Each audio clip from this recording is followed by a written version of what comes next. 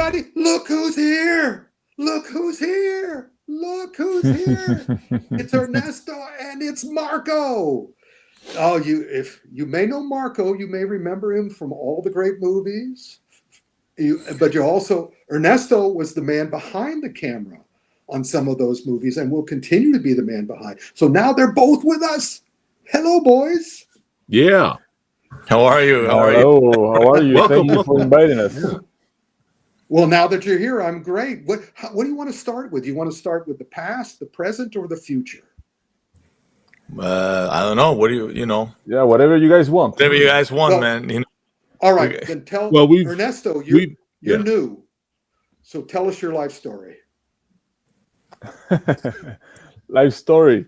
Well, tell us what we need to know, how you became a filmmaker, how you met start Marko. From, I was 10-year-old.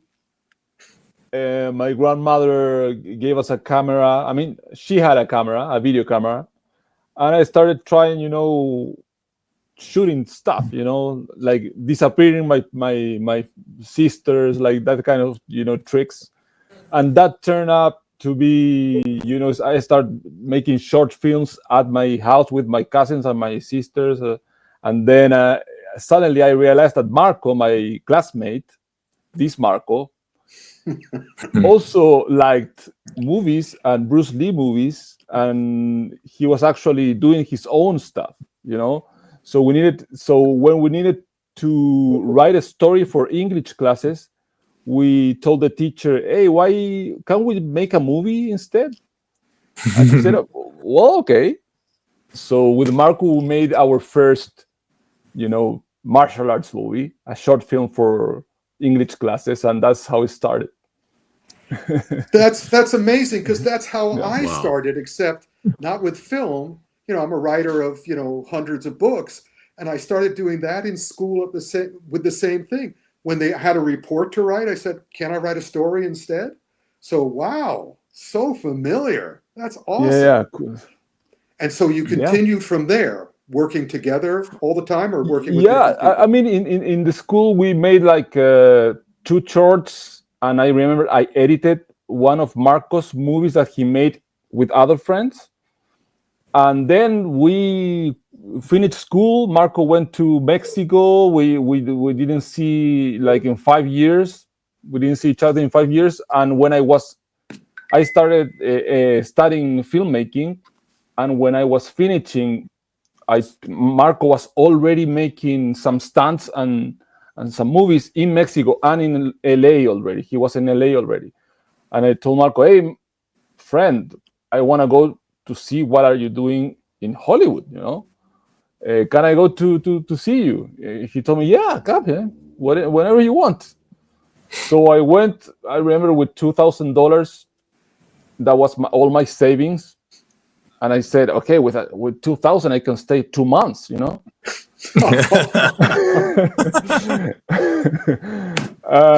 I arrived to LA, and Marko was like, "Man, I'm shooting movies, but I don't have too much money, So, and I remember those $2,000 lasted like 2 weeks or something. And then I ended up staying with Marko like 2 years, trying to make stuff there, And there's how everything started, because we made a really, really low budget movie in LA. And we wrote scripts. We started raising money for something bigger. But those 2 years was really the base of everything now. Mm-hmm. So yeah, definitely. Yeah. Nice.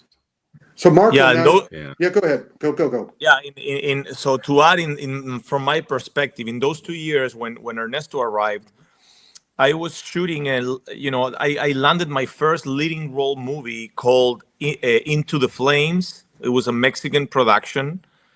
And from a director and a group of people that never shot a movie before, so it was very those crazy projects. And I called Ernesto, like, "Man, you can be the assistant director here or whatever." And Ernesto ended up like saving the day, and he was the guy with knowledge, and became very good friends. And then he started working with that team of doing like Mexican like videos for music videos for Mexican community and all that, and that's how we started in the video stuff. And then at the same time, I was teaching in a gym called LA Valley Valley Total Fitness in Hollywood. I was doing kickboxing classes and stuff like that, and we were of course trying to get into the business. And then I got an invitation to go to the LA Valley College, to where all the stunt people train, and that's where I met like Andy Chang, that hired me to be the stunt double for The Rock, and all that stuff. So in those times where we met a lot of people that today, a lot of those people, those stunts that I met when we were friends, and they were not even in stunts, they became very big in the industry. And that's the relationship. We start training and knowing all the world, and that's how we started. It's crazy. How Amazing. how long ago was that? How many years? More than 20 years. That was like 2003. Wow. Yeah. I did. That's when I did the stunt for The Rock in their movie The Rundown. Yes. That was right before then. Yeah. Wow. Yeah. And we can find the rest of it. So that was the past. Let's talk present. I mean, and also the presents you give us with all your amazing work. I don't even. Where do you want to begin with that? Do you want to take it from there? Yeah, I don't know, because I don't know what was the time. The last time we talked was for Fist of the Condor, right, Preston? That was yes. And John Wick Chapter 4 and Fist of the Condor was the last time we hung out. So yeah. So after that, it's been crazy. Like after that, we actually in John Wick we started with Scott and Ernesto talking about Diablo, that we wanted to make a movie together. And I told Scott, and I said, "Listen, man, you gotta come down to Chile and shoot a movie with Ernesto, and you gotta meet my friend, and we can have fun, and we can make a great movie, for the budget and all that." And there was when he said, like, "Let's do it."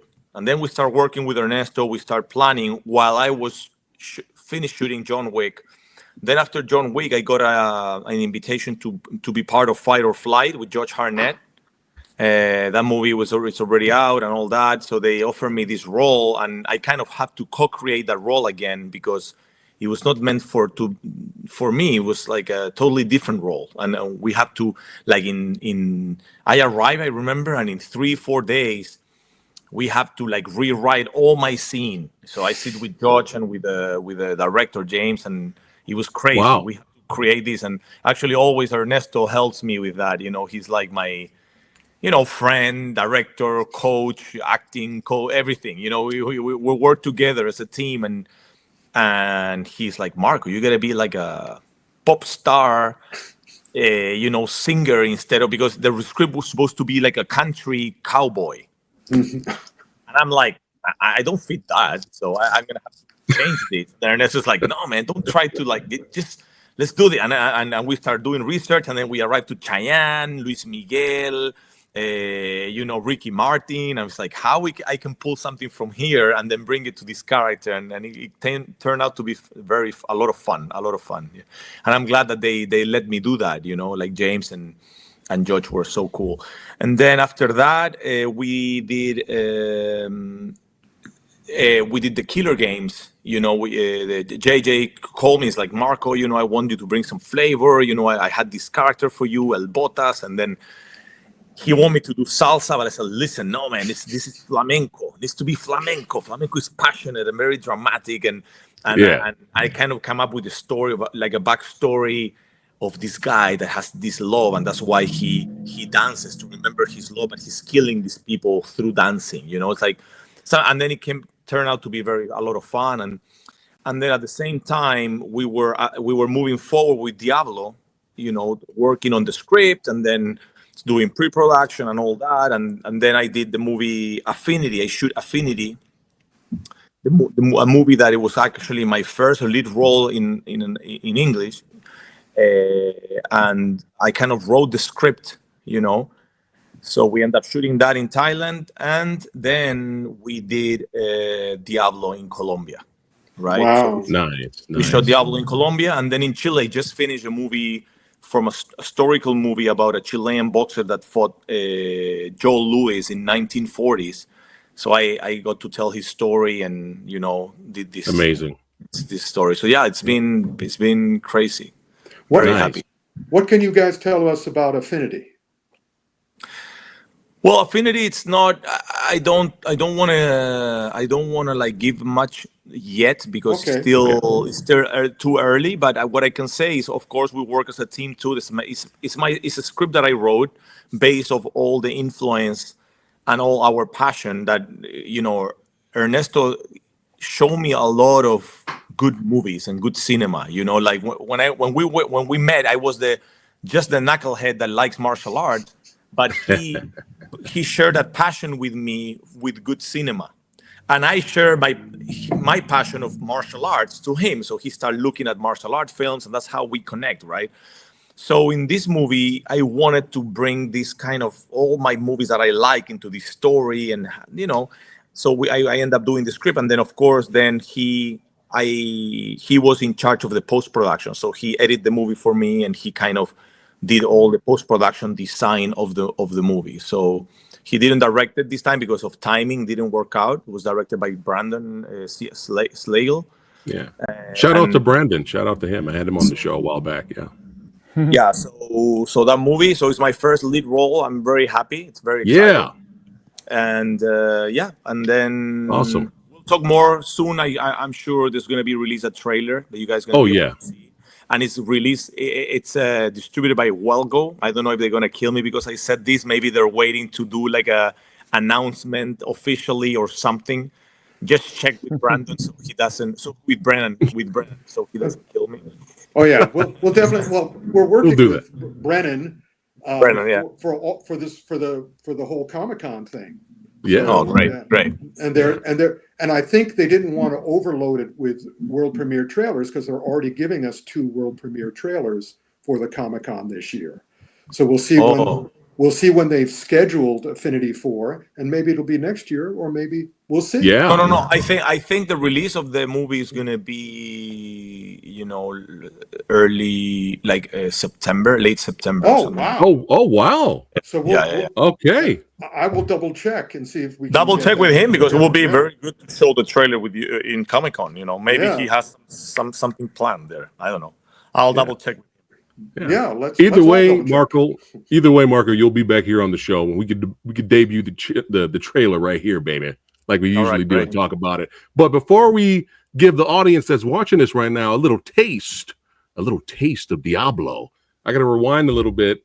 Ernesto, brother, so talented. My introduction to both of your works, we're going all the way back to Mirage Man. I mean, Kill Troll blew me away. The action at the end of Kill Troll blew me away. And Mandrill was just so much fun. And before we got to Fist of the Condor, Redeemer was my favorite movie of yours, both of you, before, Fist of the Condor came out. I love Redeemer. Probably has one of the best one-on-one jiu-jitsu fight scenes I've ever seen in Redeemer. So good, so good. But we were lucky enough with Rick and Frank Jang's help, we were lucky enough to be able to show a clip of Fist of the Condor to the Comic-Con audience a few years ago, and they loved it. They really loved it. So I have to ask, since we have you both here, is it a possibility in the future we can get chapter 2 of Fist of the Condor? Well, yeah, that's what we want. We need that movie. We need to finish it. That we started thinking that was going to be the whole story shot, but the pandemic was so hard. Was difficult to finish the whole thing. But obviously, we want, man. We love the story. We love I love it. We love how pure martial arts it is. It's our purest martial art movie, of all. So well, Brennan, you guys have to work on Brennan. He got he wants to do it. It's gonna happen. I'm waiting for that. Let's go, Brennan. We will definitely work on it. But in the meantime, that's his side. That's his side of the thing. I say, hey, I want the sequel for Diablo. I want, Yes. with only one of the two characters in the sequel. Yes. I want you to pull a Terminator, because you already did it. Spoiler alert: at the end of Diablo, two villains seemingly die, but only one is seen, and the other one is gone. Yes. And I want that movie. That's Yes. the movie I want. Yes, And we do for sure. But speaking of Diablo, speaking of Diablo, let's give the audience a little taste right now, baby. Let's go.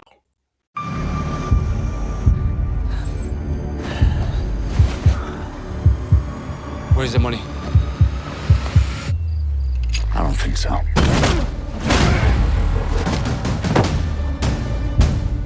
Hey. Hola, papi.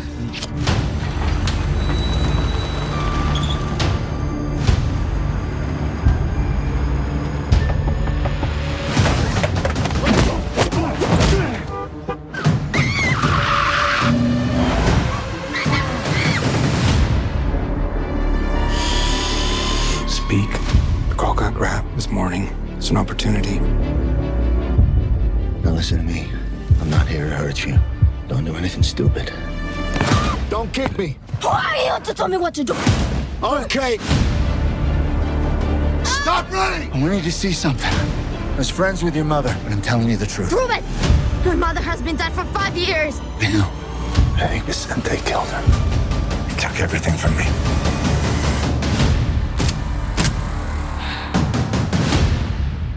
Tell him the safety's on.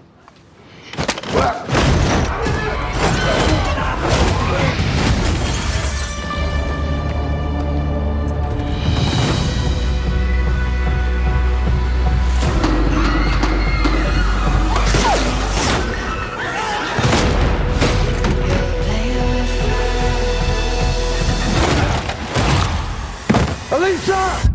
Run! We both want to get Lisa back. I'll fight to the death for her.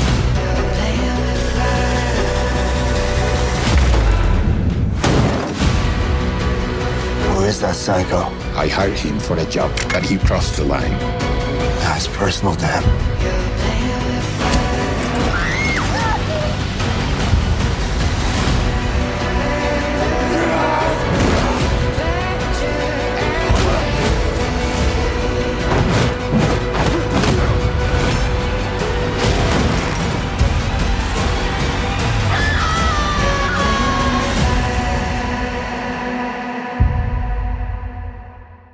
Yeah. Nice. Oh yeah.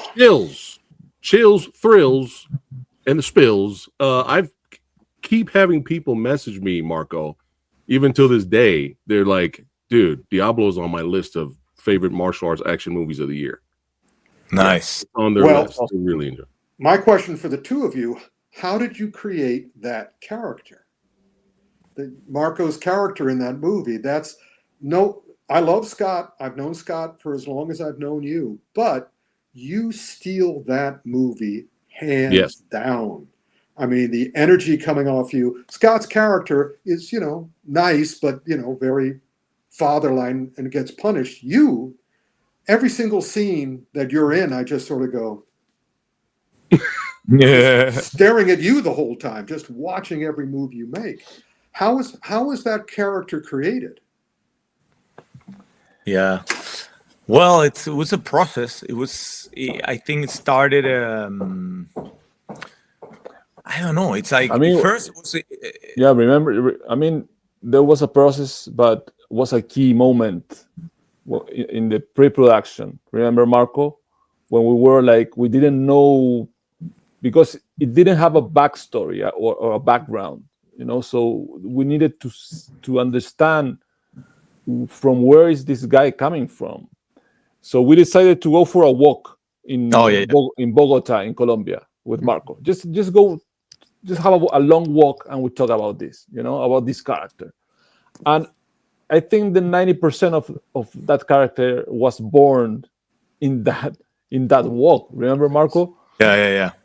Actually, that's when we changed the whole scene, because the chocolate scene at the beginning was entirely created in that walk. Remember, Yes. it was totally written, totally different, and I don't know. It was a way of showing the how obsessed and how mentally crazy this guy was. You know, with just that element of the chocolate and the gift and the life purpose and the about giving yourself a gift, and then that turned into the Apple scene. You know, and that all was created on that walk. It was pretty cool. You know, and it came actually from something very very truth that I love chocolate cake.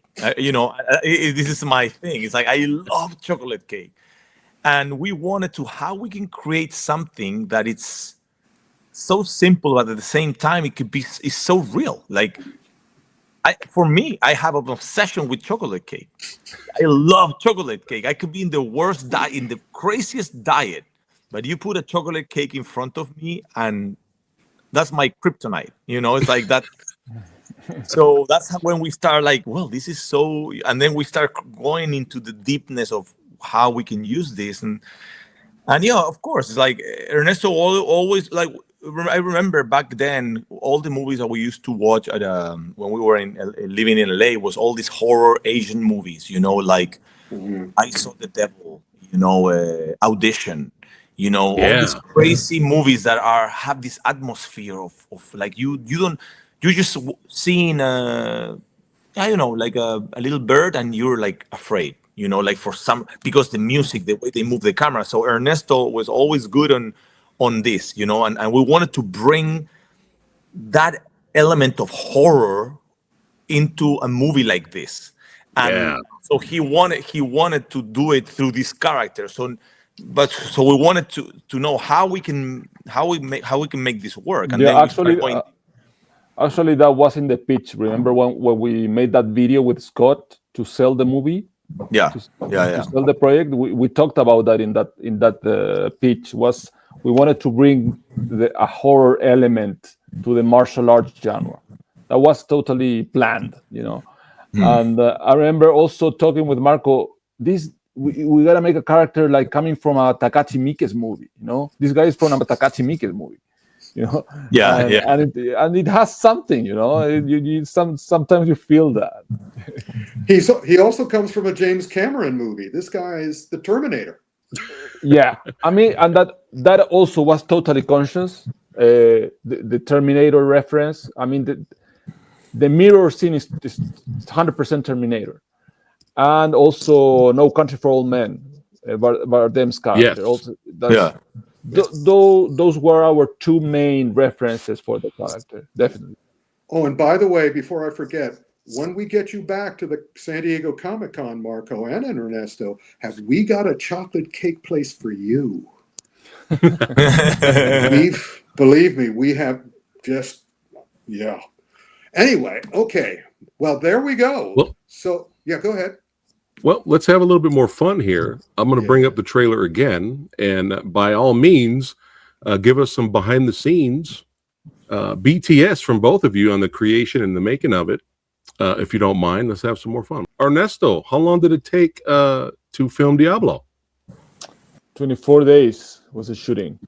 Wow, great. Wow. Yeah, well, it's pretty short for a martial arts movie because, you know, you need a few days to shoot a good 3-minute sequence, you know. Yeah. So was really tough, was really tight. I maybe the main challenge of this movie was make this kind of action with that time, you know, with that little time. Was really tough. Well, I mean, we really put all our hearts in this, in creating this and working on in every scene. You know, we didn't sleep to make this movie happen. Really. Yeah, I remember knowing that. You know, I was very. How do you say? I didn't want to negotiate the fact that we needed to do rehearsals. So those rehearsals time were very tough. Like we were like 2 weeks or 3 weeks, like doing privies, like 7 hours a day, 8 hours a day with the stunt team, Legionarios. They did an amazing job. So a shout out for Legionarios stunts in Colombia. I brought 2 people from Chile, and we did all the rehearsals and all the previous with a cell phone. And then I arrive in the night, edit the fight, put sound, talk with Ernesto, make adjustments, go back to the gym, do the previous. So basically, when we arrived to the set, it was just a copy paste. That was the only way we could accomplish these scenes, on the little time. And hopefully in the future, if the distributor allows, those previous we have them. So maybe you guys can show it and do parallel of how the previous looks versus the final product. That's pretty cool to see, because people get an idea of the process of creating a scene like this. Yes, yes. Well, speaking of pretty cool, this shot of the lair this is amazing, Ernesto. So good. Yeah, our DP Nicolo de la Fere was so amazing. I mean, with these beautiful shots and also with the camera movements, he's a martial arts guy. He knows how to move with the actors, with inside the fights. He has his own grip, made for shooting fight scenes, and he's also a martial artist, right, Marko? Yeah. So he understands timing about combos and choreography, so that's very important, and it's very hard to find, Yeah. To get to the point, that you need to be where the punches land, And as I recall, you did the choreography for this, Marko. Yeah. It was I designed the scenes, and then I get approval from Scott and Ernesto, get some feedback, and but that was the work. That's how we did it. Awesome. So good. And usually, what's generally the how many takes of each action piece did you guys do? Well, it depends. For example, that kick that you were showing in the trailer, that was a real kick in the face. Actually, if you can pause that kick, so it was just one take, obviously. That was only one take. The guy, the guy was he was a tough kid. He took it right in the face, like all in. If you take you see that one. That one, if you pause it, you'll see his face. Yeah, that one is right in the face. It's real kick. Wow. There's no trick there. Just crazy. You go one more frame, you'll see the legs straight. Yeah, that was crazy. Yeah, no, we of course, always when you do a movie with Scott and I love me. I love martial arts, and every time I do a movie with Scott, I tell him, listen, man. What's coming, right? We need to take it to the next level. So we try to push, as much as we can. It's like it's all in. There's no medium. It's like let's go for it. And there's impact. There's real contact. There's speed. There's adrenaline. There's a lot of adrenaline on set. So for all your the crew, interview, your interview that we showed at Comic-Con when you called out Scott and told him you issued the challenge. You said you better be ready. He's not ready. Was it for Diablo? Yeah, also Diablo. Amazing. But this is one of my favorite scenes in the whole movie, Ernesto. Marcos just basically clears out an entire club by himself. I mean, look at that shot. Yeah. I mean, this sequence was actually the previous that Marco shot was already amazing in the gym, So then obviously we tried to make it better, but and we had to leave out a lot of stuff because of timing. It was too tight. That was pretty. It was a little longer, actually. But I remember when Marco arrived to the hotel with the scene. Actually, he was editing with me. I mean, next to me. But when I saw it, it was like, Marco, fuck, this is fucking awesome, man. Like, what the, And then also another very beautiful thing about this scene is that it was, we could, I mean, one of the producers was the casting of the owner of this place or something like that. So we had this place just for us, and we invented the sequence for the location, you know.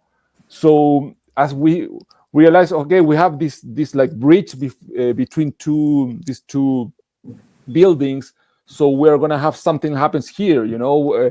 The other building had this window with the car, you know, with abandoned cars in the first floor. So we said, okay, so for some reason, Scott got to tackle Marko and they fall, you know, to this car, and so we created the whole thing because we had that location. Same thing happened with the last, the final sequence in the industry, in the abandoned industry. In the script was just a one-floor warehouse, but when we discovered this location with this huge tower and this ramp, you know, we rewrite the scene to make it happen in this place, you know. Yeah. So yeah, and that's you know, that's how Ernesto. I think that's very important to kind of bring out, because when you are making this type of movies, right, you need to be able to adapt, like be water, my friend, right? Yeah. Why? Because you don't have the money, and suddenly you arrive with a script, and the script doesn't. It's just a script. But how you have the ability of bringing that script and adapt it into this scenarios that you have because of your budget, and to make it look even better and to grow, instead of, oh, we just was able to get this, not this. And if you don't have that head of a filmmaker that understands editing, storytelling, writing, directing, it's very hard to put together, because some directors are good to say action, cut, and they direct actors, right? But they're not filmmakers, so they're not able to just change a whole third act based on a new location that doesn't fit with the original script. And then then you just have to limit to tell the story the way it's on the script, and it doesn't look good, because it's like, this story was built to be told in a different scenario, right? So that's I feel as filmmakers, me, Ernesto, is like, we learn to make movies with no money. So then it's when you give us a little bit more money, then it's much better, right? It's like we kind of like, but I think at the same time we like that challenge, and in this case, I feel in Diablo, it was such a good thing that we find that location that has nothing to do with the script, because it elevates the movie. It's like this idea of the chain and then the hand, and that's why they cut my hand, and then how basically you, Ernesto, changed the whole backstory of my character and the whole story based on this location that you find, right? Because it was not, you can tell them that, because I think this is, as people that are listening to this, they're filmmakers, and it's important that you tell them this process that I think it's very valuable, you know? Yeah, well, as Marko said, as we started making movies in high school, you know, it's like you learn how to adapt or take whatever you have around and make it something, you know, inside the frame. And when you have a script and you have budget and you have a whole detailed fight scene and action sequence in the script, and then you have money, you are in Hollywood, and you build the set to make that script real, you know. Yeah. But we cannot do that. So you need to do it in the other way, you know. It's like a reverse engineering or something. You get to the set, you have some options. You say, okay, this is the most cinematic location that we have, and would be awesome to invent something for this, so let's adapt to this location, and you start just rewriting, and that's, I think the most difficult thing about that is that you gotta be willing to take the time to do it. Yeah. Because you're, as I said before, we didn't sleep to make this movie happen. Yes, because we were rewriting the night before the shooting. Yeah. So it's a double effort, or 10 times more difficult, because you need to take the time, and it's a sacrifice that you gotta do if you love to make movies. And I think that it's that. I mean, it's working harder. It's like wanted to be the movie, wanted to make the best movie you can, and that's it. Yeah. Well, speaking of sacrifices, Ernesto, tell us about this stunt right here. This, wow. Yeah, that's the stunt I was talking about. That tackle that they fall, to the car. Well, that was something that was born because we saw. I remember looking around, and suddenly I see this window there. I say, okay, they gotta fall there. I mean, it's like obviously, we need to invent something to make that happen. And then Marko and Scott created the whole how to make it happen in the technical side of it. I just saw the angle, and I saw the guys falling, but then enters Marko with his knowledge and ideas, and adapting also to the previous. I didn't.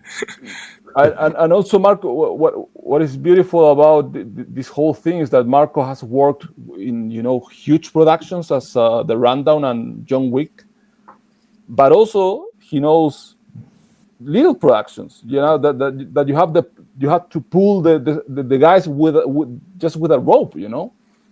And instead of these machines that what's the name of those machines, Marko, that pull the guys? I don't even remember the name. It's like the riggers. I don't. Yeah, it's like, something like that. Whatever. I don't know the name of the machines, but they're automatic. They can lift you and make you fall in high speed and slow you down right before you hit.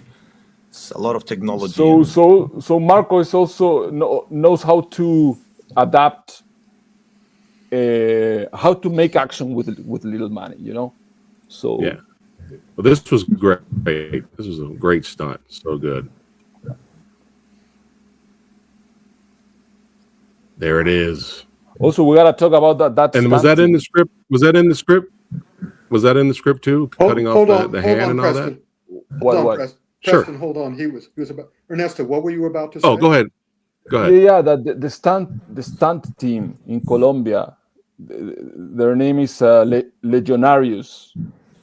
They are awesome. Yeah, they are really. They helped us to take this to the next level, because they didn't have too much experience on martial arts fights, but Marko showed them how to do that, and they were so good that they understood it pretty fast, and they ended up doing this amazing fight scenes. But they had these falls, man. These guys that just jumped from how many? It was like nine floors fall. Like the 90s movies, the 80s movies, like a real fall, boxes. Crazy. Yeah, so that's something that you cannot do. I mean, that was something impossible to do in Chile, I guess, and it's difficult to do also in Hollywood. Something that stunt it requires a lot of budget to get this type of stunts, So we were lucky. We're very lucky. You guys made it happen. Yeah, you made it happen. Yeah. In 24 days. Yeah. Yeah. That was crazy. Outstanding. Yeah. Oh, very happy. Very happy. Yeah. Of course, amazing fight at the end. Fight. Yeah, I wanted to bring that realism element, but of course I have a metal fist, so I stand, the guard, the metal fist was in the left, so I can like be more like a, ¿cómo se dice? Espadachín, like a lead hand, like a jab, a lot of jab, pow, pow, boom, because I wanted to hit you with that metal thing. So that changed the whole dynamic of the choreography. So to tell the story with that hand was pretty cool. And then when he grabs the hand and we do like some jujitsu, and try to lock that hand out and all that, it was pretty cool. It was as a writer, I'm fascinated by the juxtaposition of the hand with the glasses. Where did the idea to come to have the hand, but also to have him wear glasses? That was also in that walk. Remember, Marco, when we get to the glasses, when we got to the glasses, because without the glasses was too similar. Was the idea of the look for the character was more like a Terminator, like something explicitly bad. Right. So we needed like tune it down a little bit, like a evil accountant, something like that. That's great. That's what I was hoping it would be. Yeah, I remember saying that. Remember, Marco? Yeah, and then actually that's how I choose the color of the shirt. Like at the beginning, they show me all these black wardrobes. Like, no, that's too cool. It cannot be that cool. You need the green. Kind of like this. Well, yeah, the green was like looking for some like Flanders.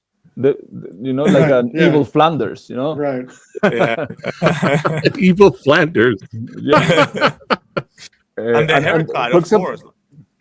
And the hairstyle was something that when Marco, I don't remember what's your idea, or maybe yes, but when Marco, I saw that he was willing to do it, to cut his hair like that. I was like, yeah, man, that's you. Yeah, you really love this shit, man. Yeah, the thing is that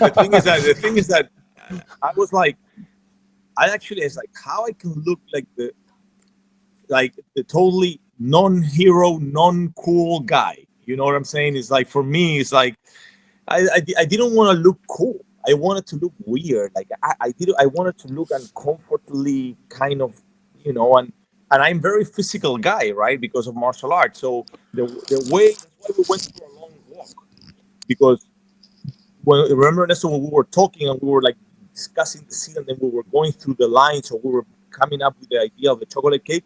Then right away, my walk, my shoulders start like moving a different way, and then my mouth start like sucking in, like kind of like a disgust kind of feel, and then physically, I start understanding how this guy walks, how this guy, and then I'm not. This hair that I have is too cool. I need it doesn't fit with what I'm. It's weird. Yeah, I remember we were walking. Marco stopped. Like, look, Ernesto, look this walk. It's like, it was like, yeah, man, that's it. and then when we were shooting the scenes in the actual set, I used that. I mean, I always remembered Marco, the walk. Yeah, really, yeah, the walk. So that was the way of how he get to the character every day, Yeah. A little walk and then throw the line, that was the way to make the switch, Yeah. So good. Phenomenal. Amazing. Oh, I'm exhausted. Well, well, that's what happens when we have too much fun talking movies, man. It takes a lot of energy that these guys have to make these awesome action movies happen. And, we could talk to both of these awesome gents all day, but they got movies to make, baby. Well, that's right. The question. We had the past, we have the present, now the future. What is there anything you can tell us that we should be patient for outside of go ahead. Yeah, well, we have Affinity, and then I have The King of the Ring. Well, no, actually in English it's Dancing in the Ring. This is the story of Arturo Godoy, the Chilean boxer. Remember I told you that fought Joe Louis in 1940s. Fought the world title in Madison Square Garden. And and that movie also we worked together. I designed the action with Ernesto. You know, he did camera for me, and we kind of did that together. So yeah, and Ernesto's writing a new script now. It's a surprise. It's gonna be Ooh. another movie that we're gonna put together. It's a little secret. Yeah, we can. The only thing we can say is that we still friends with Scott and Marko, and we want to make more movies. So There we Yeah, go. let's go. Let's go. Let's go. And this is gonna be surprise. This is gonna be different. All Of right. course. This is gonna have a. This one is gonna have an element that none of the movies that I've done or we've done together had before. But I just leave that there, so you guys All can right. think about it. But yes, Mic I'm drop. very Mic excited. drop. I'm very excited. Looking forward to it. This one is gonna be dark. Ooh. All Yeah. right. Yeah. All right. Well, we shall see. Well, gentlemen, thank you so much again. Always a pleasure. I don't remember whether this is our third or fourth, but it's not going to be the last. So keep up the great work and carry on with style. Thank you, sir. Right. thank you guys for supporting us.